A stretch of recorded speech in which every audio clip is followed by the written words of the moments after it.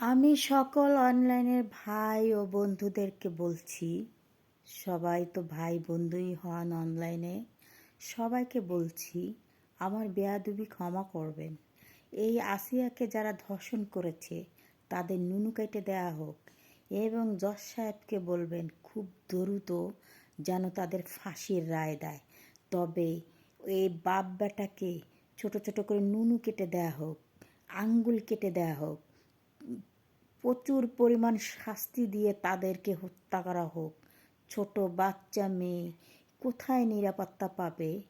যে বাবা সহ্য করতে পারে না 8 বছরের সন্তানকে, যে ভাই সহ্য করতে পারে না 8 বছরের বোনকে, তাদের দুনিয়ায় বেঁচে থাকার কোনো প্রয়োজন নাই। তাদের খুব দ্রুত শাস্তি হোক এবং নুনু কাইটে দেওয়া হোক।